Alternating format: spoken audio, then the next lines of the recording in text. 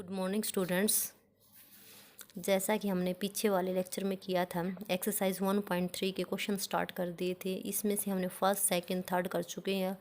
अब हम करते हैं क्वेश्चन नंबर 4।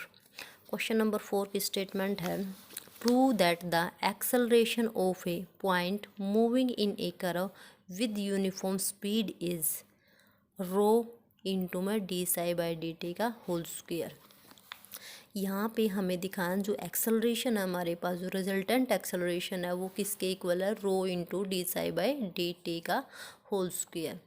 और साथ में क्या गिवन है कि जो हमारे पास पॉइंट है वो मूव कर रहा है कर्व में विथ यूनिफॉर्म स्पीड से, मीन्स हमारे पास जो स्पीड है वो क्या है, कांस्टेंट गिवन है। यहाँ पे लिखेंगे since the point is moving with uniform speed v।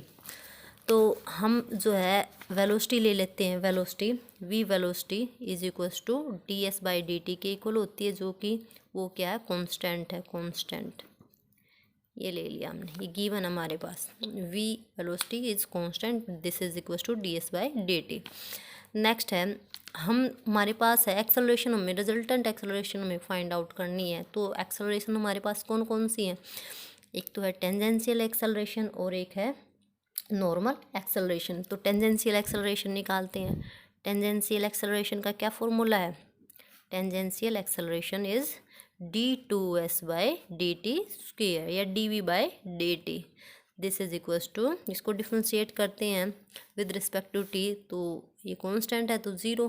तो हमारे पास जो टेंजेंशियल एक्सेलरेशन है वो क्या आ जाएगी यहाँ पे, 0। Tangential acceleration is 0। अब हम निकालते हैं नॉर्मल एक्सेलरेशन।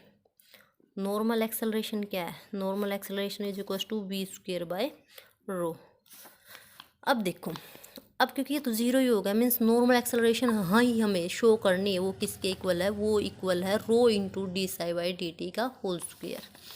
अब इसमें रो भी दिख रहा है, वी को चेंज करना है, वी को हम चेंज करें तो वी की वैल्यू क्या है, D s by d t का होल स्क्वायर इंटू में 1/में रो। तो आंसर को उसकी फॉर्मेट में आपको चेंज करना है, v rho d psi by d t का whole square.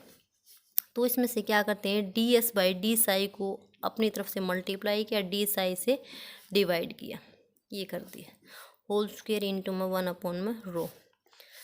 D s by d psi rho is equal d s by d psi था हमारे पास, ये आ जाएगा जी rho, d s by d psi is rho into में d psi by d t. तो देखो कोई आंसर में जो हमें निकालना है उसमें तो चाहिए ही है, इसको एज इट इज 1/में रो स्क्वायर इंटू में d psi by d t का होल स्क्वायर इंटू में 1/में रो। एक रो से एक रो कैंसिल किया जाएगा, रो इंटू में d psi by d t का होल स्क्वायर। तो यही हमें प्रूव करना था, hence the result is prove. तो ये हो गया हमारे पास क्वेश्चन नंबर 4। हाँ जी, नेक्स्ट क्वेश्चन है हमारा क्वेश्चन नंबर 5। स्टेटमेंट है, a particle describes a plane curve with constant speed and its acceleration is constant in magnitude, prove that the path is a circle.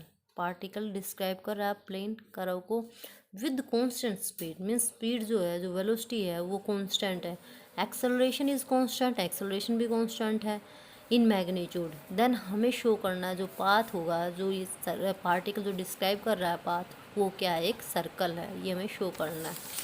तो गिवन है वो लिखते हैं हम यहाँ पे, v हमारे पास ये है, v कांस्टेंट स्पीड है, then v is equals to d s by d t, this is equals to constant, this is equals to constant.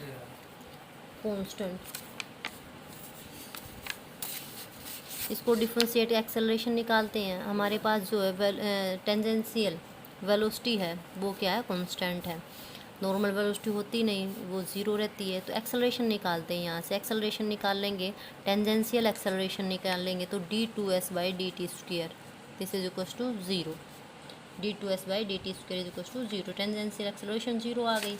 Normal acceleration क्या है हमारे पास, नॉर्मल एक्सेलरेशन अगर निकाल लेंगे, नॉर्मल एक्सेलरेशन है, normal acceleration v square by rho, ये बन गया। तो रिजल्टेंट एक्सेलरेशन देखो बच्चों, रिजल्टेंट एक्सेलरेशन आएगी, resultant acceleration is equals to under the root tangential acceleration, tangential acceleration, tangential acceleration का स्क्वायर प्लस नॉर्मल एक्सेलरेशन का स्क्वायर। वैल्यू पुट कर दो इनकी। अगर इनकी वैल्यू पुट करते हैं, टेंजेंशियल एक्सेलरेशन है हमारे पास 0, नॉर्मल एक्सेलरेशन है वी स्क्वायर बाई रो का whole square, under the root से स्क्वायर रूट से ये स्क्वायर कैंसिल हो जाता है, तो ये बन गया v square by rho. But resultant acceleration तो क्या गिवन है हमारे पास, वो कांस्टेंट गिवन है। तो resultant acceleration v square by rho आई हुई है, वो किसके इक्वल आएगी, सम कांस्टेंट से सी। और यहाँ से रो की वैल्यू निकाली जाए, rho is equal to v square by c. यहाँ से v क्या है, v तो कांस्टेंट था हमारे पास, v कांस्टेंट है, ये भी कांस्टेंट है, तो पूरा का पूरा ये क्या है, कांस्टेंट आ गया। तो रो जो है, जो हमारे पास रेडियस ऑफ कर्वेचर होता है, वो कांस्टेंट आ गया। और ये कांस्टेंट कब होता है, ये रेडियस ऑफ कर्वेचर तभी कांस्टेंट होता है जब हमारे पास जो रो है वो क्या है, किसी सर्कल आर के, ये रेडियस के इक्वल है। रो अगर हमारे पास किसी सर्कल की रेडियस के इक्वल है, r is rho is equal to r, तो हमारे पास ये कांस्टेंट होता है, ये रो की जो रेडियस ऑफ कर्वेचर वो कांस्टेंट होती है। तो ये कांस्टेंट है, तो दिस इम्प्लाइज दैट जो पाथ है, the path is a circle. यहाँ पे लिख दोगे since b is constant, c constant, तो rho is constant, rho is constant, तो this implies the path is a circle. जो पाथ है वो क्या है, पाथ इज सर्कल। बस यही हमें शो करना था बच्चों। ये हो गया आपका क्वेश्चन नंबर 5। सारी इजी क्वेश्चंस हैं, कोई मुश्किल नहीं है इनमें। आपको फॉर्मूला रखना है, उधर कैलकुलेशन करनी है, वैल्यू पुट करनी है, और कुछ नहीं है।